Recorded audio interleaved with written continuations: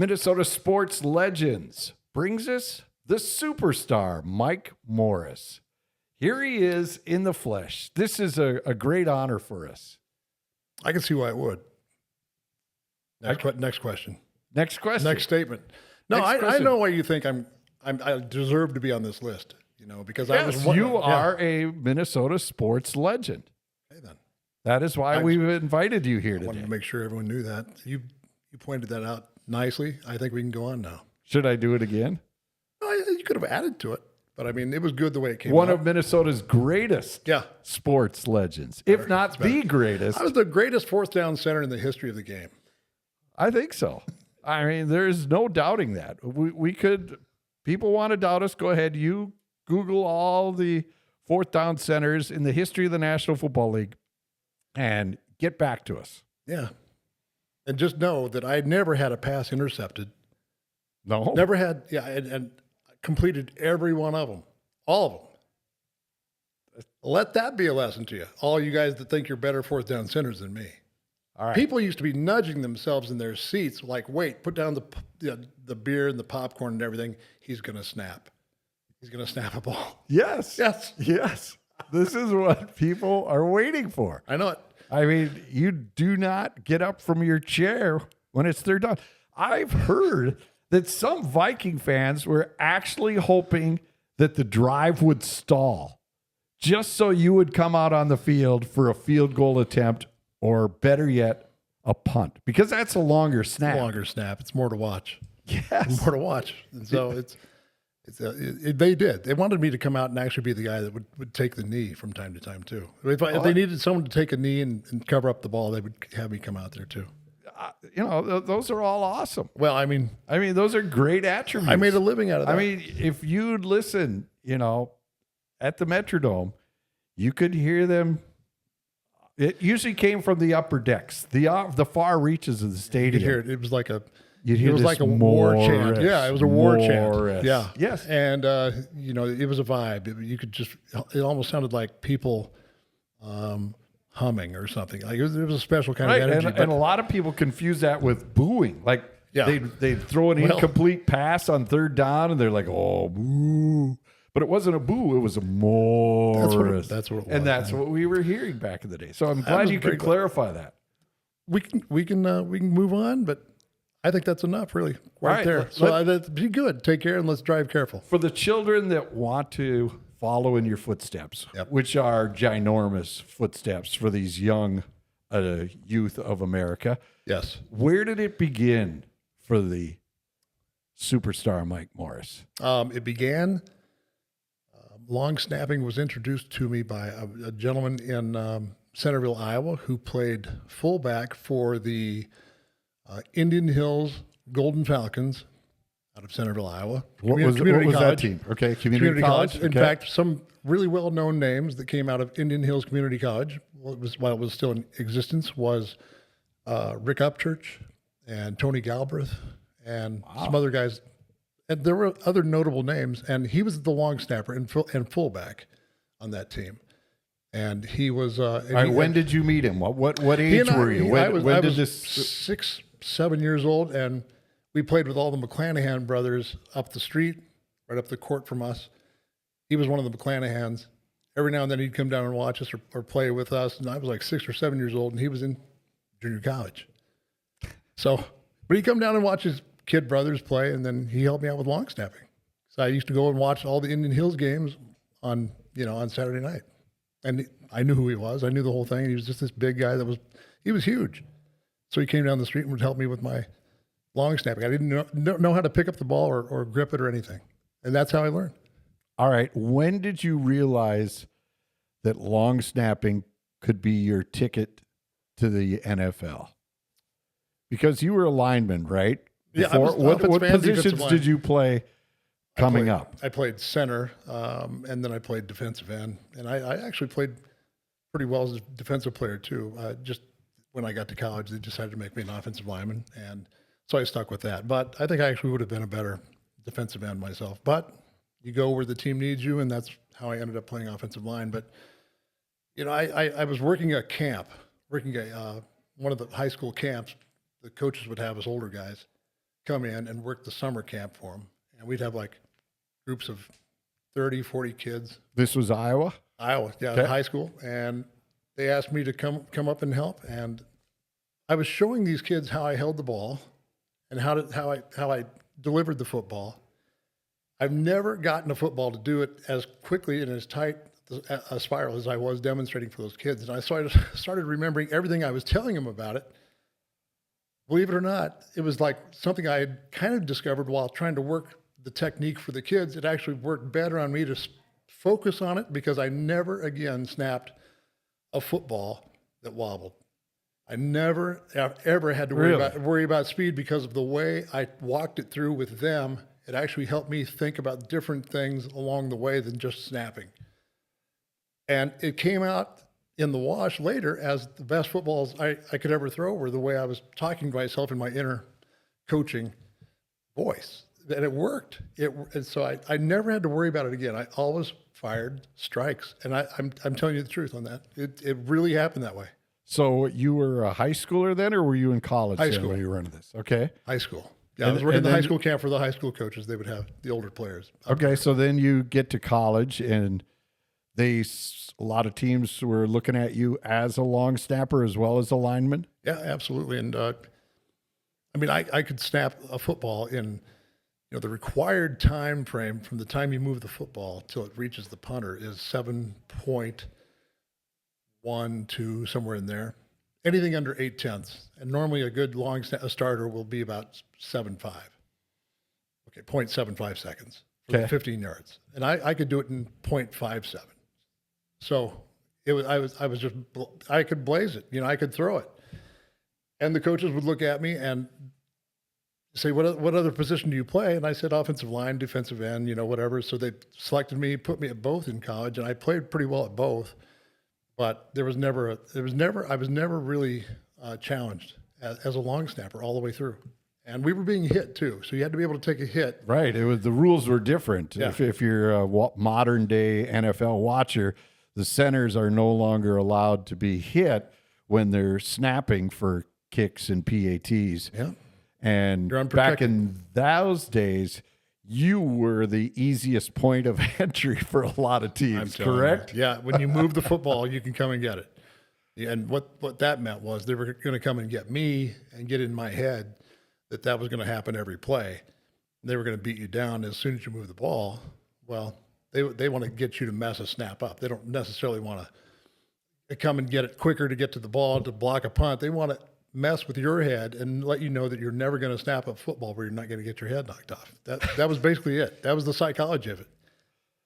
And I've had to learn how to get out of that snapping position and back well enough to protect myself and not give up the entire gap.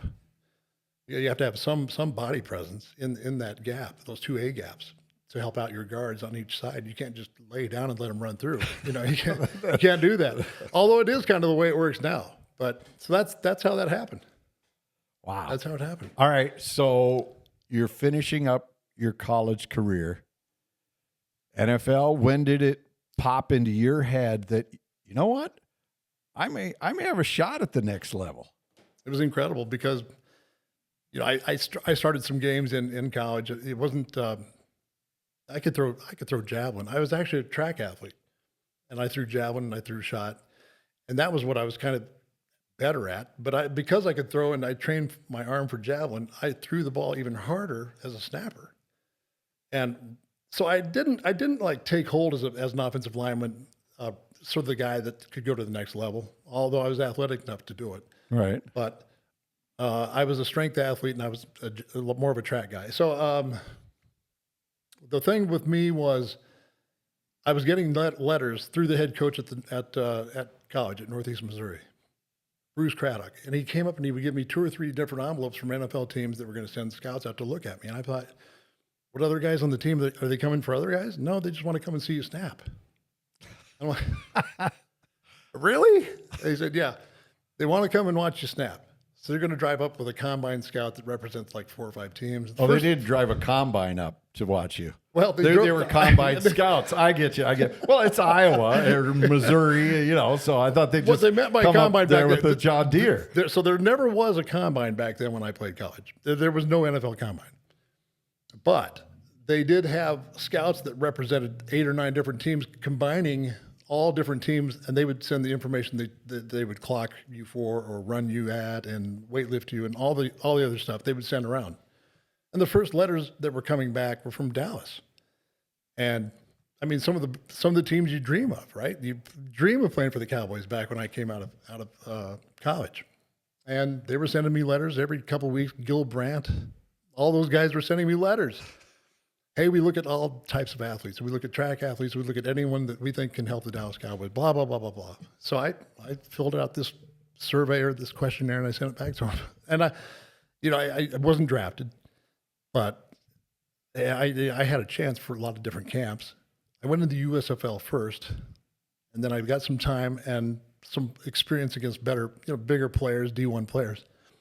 And then after 3 years of that, I was able to jump to the Broncos and then the St. Louis Cardinals. And I landed with the Cardinals. Very nice. Yeah. Very nice.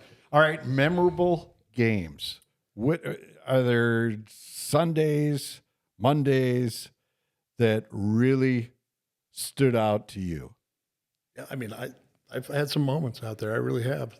Game-winning snaps, game-winning field goals, game-winning, extra points. Just to beat Green Bay. You kick one through, you win the game. So you got to have it on the mark. So I mean, anytime we beat Green Bay at Green Bay, those were memorable times. And Fuad Revez, I think of the 2 or 3 wins from the time I snapped with him till he was done, where we beat the Green Bay Packers 3 times on field goals. And it was like fun to beat the Packers based on the fact that you can be in on the play that ends it and decides it. So that was the rewarding part of playing what I played, is that in one play we can finish this whole thing off and not go to a tie, another 10 minutes or whatever the tiebreaker was. But so that was fun. Just beating someone you wanted to beat so bad, and it was going to depend on if you could get the snap back to the holder. But the biggest snap I ever had was against the Atlanta Falcons and the 98, well, it would have been 99, the NFC Championship game, to go to the Super Bowl. I mean, you're hanging onto a football where if you shoot it right and you put it through from 38 yards, you go to the Super Bowl. That's a bit, the ball feels different. The ball feels different. When you grab a football, it's not just, automatic pilot. That kind of snap is like, I've only had one of those, and you turn the ball and you're hoping that you just let things fire and not pull back off of it. I snapped it right at probably just below his chin strap, Mitch Berger, and we didn't make the field goal. After he had made every field goal and every point after attempt the entire season and the playoff game before that against the Cardinals. And it was just amazing. He didn't make that last kick of the year. That was his last kick of the season to go, through the entire regular season and the playoffs, and that next game would have been the Super Bowl. 38 yards away. So that's a memorable moment. Yes. Yes, it's a memorable moment for a lot of people. Man. I don't know if there are any closer opportunities since 1977 to go to a Super Bowl than that. It's like that franchise. And Absolutely. Maybe one of the biggest plays in Viking history was just a kick away from going to another Super Bowl. And we just didn't get it done. Didn't get it done. There was a lot of things. Well, I mean, there was a lot of things. There was a lot of things that went on that day. It wasn't just this, for those that may not know the whole history of the game, it wasn't that, time was winding down, 3, 2, 1, snap the ball, you make it, you're going. Right. It wasn't one of those like your walk-offs against the Packers, but this would have presumably built an insurmountable lead for the Falcons to come back on. So, you're right. People we had a 7-point keep lead. That right. in context. That there were a lot of other things that happened. There was a few knees taken. There were some other things that occurred that fateful day. Incredible. It was incredible. I mean, I can't think you could write up a worse script for the end of that, though. For the end of that game. I mean, you can't believe in your mind the way he was kicking all year. That from 38 yards away. Now, that's the easiest way to to try to put what happened to make it not go through and to make it not part of a Super Bowl run. That's the easiest thing you can tag. But there were a lot of mistakes made in that game, tons of them. A dropped interception in the end zone for us to end the game right there. So it just didn't work out that way. But I mean, for a guy to not miss a single kick all year from 38 in the dome, so no win. Unbelievable. I'm glad it hasn't stayed with you over time. No, I don't think about it anymore. I just don't think about it any less. That's the problem. That's the problem. Every 5 minutes. But, you know, I've had a lot of games that I've really enjoyed. The rivalry games are always the best. When I played for the Chiefs, playing against the Raiders was fun. Playing against Howie Long and those guys, it was pretty crazy. And then there was one of those on every team I ever played for. If you're playing with the St. Louis Cardinals, it's so much fun to play against, you know, the Commanders now, or the Dallas Cowboys, or whatever the case. You just had your rivalries, and there was a lot of color, a lot of real things about rivalries, the way you hit and the way you play the game. It's a different game. So, and it's not as physical now. I don't see it being that way, but those were fistfights. Those were wars. So anyway, we had fun doing it though. Well, it was tremendous watching your career. You have elevated that position, and truly, this is no snow. You should be in the Hall of Fame for what you accomplished. You've heard it. You've heard it from other people that have said you were the best long snapper in NFL history. And I think they just need a wing there, and you will be there. I would really consider that quite a big surprise, and then quite an honor on top of that. But they finally got the punter in. Finally got Ray Guy to match the kicker, which I think was Jan Centered, and then maybe another one since. But yeah, so I was really I was really elated that the combine scouts that work the people actually through the combines compare all the people that they're bringing in as long snappers to me is what they sent me. They sent me the stuff. I couldn't believe they'd done it. I couldn't even believe that I was remembered or anything. But they said, yeah, it's the standard for long snapping is Mike Morris. I couldn't believe when I read that. And Jed Smith sent it to me from UNI. I said, I can't even believe they said that. But it was the most creditable thing in the world to hear that the scouts had said that. You know, I'll take that one. Ahead of, anyone else in the media. I'll take it from those guys. I'll take it. No doubt about it. Yeah. Mr. Morris, thank you so much for the time. We appreciate it. Thank you very much, Jim.